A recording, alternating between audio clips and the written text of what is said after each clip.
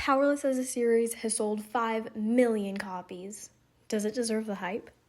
Hi everybody, this is the Piece of My Mind podcast, where I either give you a piece of my mind and rant about something that I'm passionate about, like this episode where I'm ranting about Powerless, or I tell you about something that brings me peace of mind. Okay, so this episode, we're talking about how Powerless as a series has sold over 5 million copies. So, does Powerless deserve the hype? Now, the first section of this podcast is going to be spoiler-free, which means if you haven't read any of the books, you can totally listen to it. But the second section is going to have a ton of spoilers. So, hang in tight if you're looking to hear me gush about certain things that actually happen, and if you're listening just because, is this even a good book series? I heard about it, but is it good? Then listen to the first part. Okay, so the first book, Powerless. The main controversy around Powerless is that it's unoriginal. A lot of people say that it's like The Hunger Games and The Red Queen, and full disclosure, I haven't read The Red Queen, so I don't know how similar it is to that. But I know it's kind of similar to The Hunger Games because there is a games in Powerless. But in my opinion, it's like gladiator games, okay? I'm pretty sure, correct me if I'm wrong, but I'm pretty sure The Hunger Games was loosely inspired by gladiator games. And so I feel like you can't really blame Lauren Roberts for having games in her book because, the gladiator games were a long time ago. And so people are mad about it being similar to the Hunger Games, but, that was based off of something, too. Anyway, I actually felt like it kind of matched with the Selection vibes and, the Cruel Prince vibes, which is totally a good thing, but it was, nothing, or, not much was similar to the point where it's unoriginal. It was just the same vibes. So if you liked the Selection and the Cruel Prince, you are definitely gonna love this. Oh my gosh. And what I have to say about unoriginality, YA fantasy as a genre can be really similar. For example, Peyton. Peyton is I'm not gonna say she's unoriginal, but she's similar to a lot of YA fantasy female characters. I still love her, but I know the fierce girl isn't for everyone. And if anyone has ever read anything by Stephanie Garber, that's the Caraval trilogy and the Once Upon a Broken Heart trilogy, which I would love to make an episode about because they are my favorite, especially Once Upon a Broken Heart because it's so good. Her female main characters are not the feisty type and the fierce girl, which is really common in YA fantasy and dystopian books. So if you're looking for a very feminine but also baddie character, I would definitely go to Stephanie Garber because she has the best FMCs. Everyone loves her female main characters. That being said, Peyton is awesome. She's similar to a lot of other YA fantasy female main characters. Think Drew Duarte, Juliet from Shatter Me. America's Singer. But I get it. I think in Powerless especially, it was I didn't really see how she was similar to that. Or I saw how she was similar because it's still the fierce girl thing. But I loved how can I word this without it being a spoiler? I loved how she was able to make everyone else think something that wasn't true. And she was being really smart about it and she was really noticing things. And she fooled everyone, which is really cool. I think I stuttered on that, so when editing. And she fooled everyone, which is really cool. The banter between her and the male main character was really repetitive. And I feel like I should say that I feel like I can talk about, okay, if you really, really don't want to know anything about it, you might want to stop here, but it was nice having you. And if you're like, okay, like I can know like who the MMC is, because it's not a love triangle, Lauren Roberts has made that very clear, then you can keep listening. So I thought the banter between her and Kai was a little repetitive, because like into Reckless and Fearless, it was like her stabbing him and wanting to stab him and like always threatening him with a knife, which like it was nice at first and it was still nice in the end, because it was still like, okay, but like at some point it's like, okay, well, that's enough. Like we've been doing this a lot, like we can do some other things now. That being said, I ate it up the whole time, so I'm being like kind of hypocritical. I felt like it was a little repetitive, but it still ate it up. Anyway, on to Reckless, which for me was the most insane 10 out of 10. I mean, it was so good. And I have friends who say Powerless was the best thing ever, and Reckless was their least favorite book in the trilogy. But for me, it was the best. I mean, the tension was insane. It had so many jaw-dropping moments, and it had like this classic Lauren Roberts ending with an insane plot twist, which, by the way, I am the kind of person who will go to the back of the book just for fun. I like to go to the back of the book just for fun, just for a little excitement. And I end up spoiling something every single time. I spoil things for myself, and I don't even want to. It just happens. And it's like, you just stop looking at the back of the book. I know, but I can't.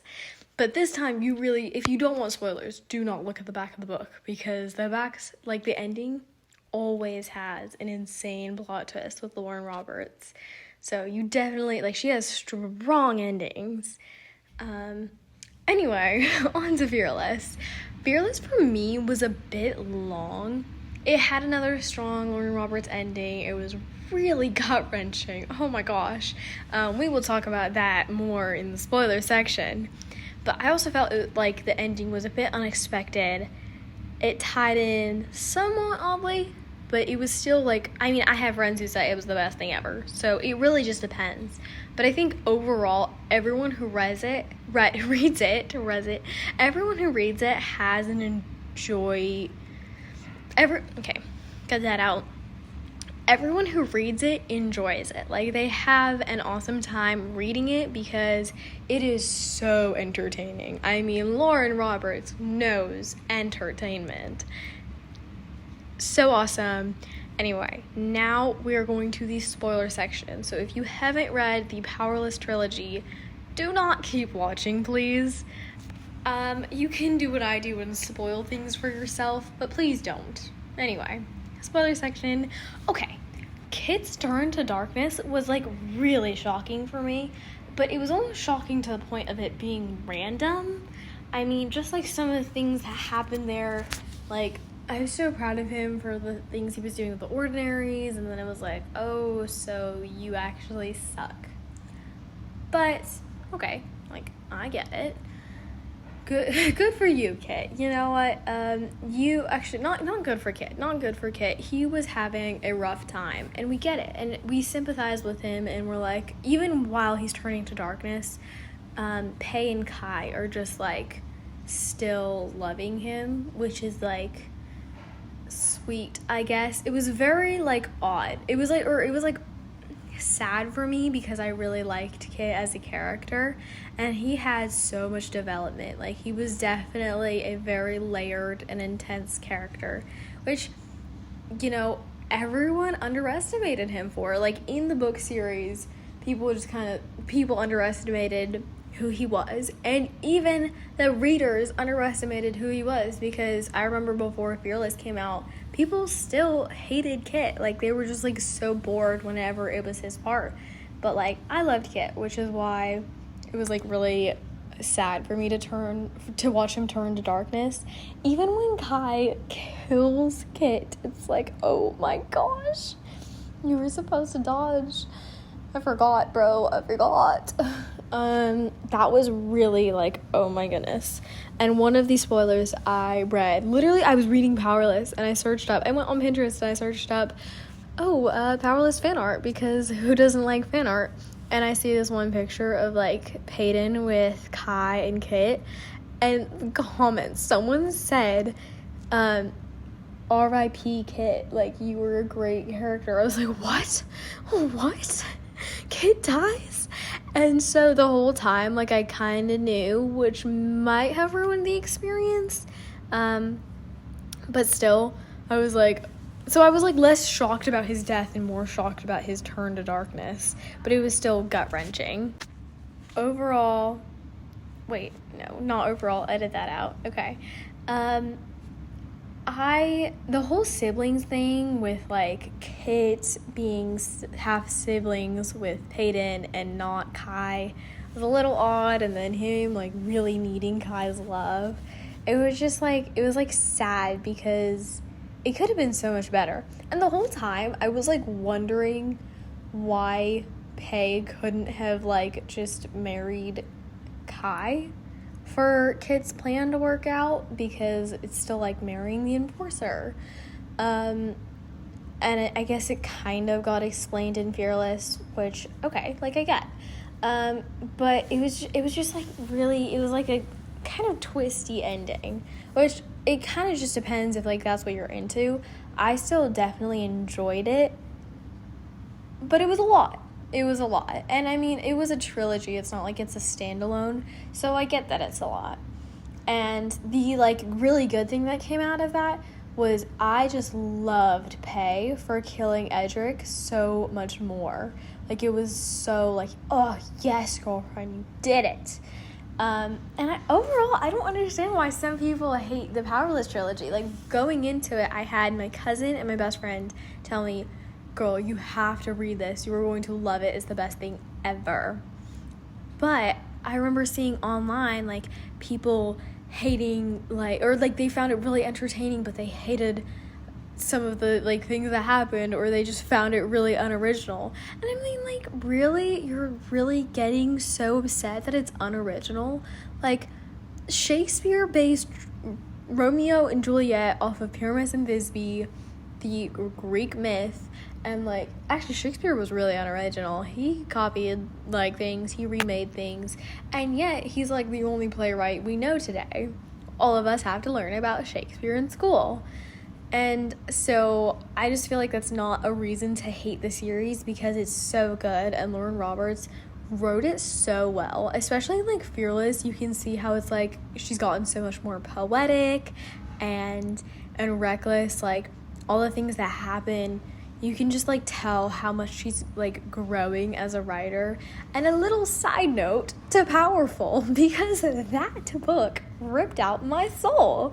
I don't know why it was necessary to kill Adina and Mac in Fearless, because I literally loved them as characters. I genuinely, when I read Powerful, loved Adina and Mac more than I liked Kai and Pei, which is crazy, because they're both dead. But at least they're together in the stars. Overall, I'm really proud of Lauren Roberts, because she's an amazing author, and she's also living the writer girly dream.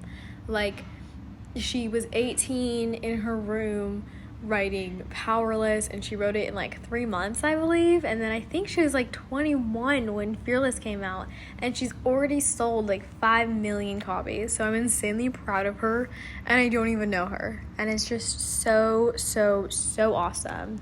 And genuinely, like, if anyone ever says this series is overrated, or it's like, if they hate it, you know what? You can just stop and walk away. You don't need to talk to them, because this book is wonderful. This entire series is so good, and it is genuinely so entertaining. Like, this is genuinely one of the most entertaining trilogies I have read, because I was captivated the entire time. Anyway, thank you guys so much for listening to my podcast. If you enjoyed the Peace of My Mind episode, make sure to check out the Peace of Mind episode. See you later.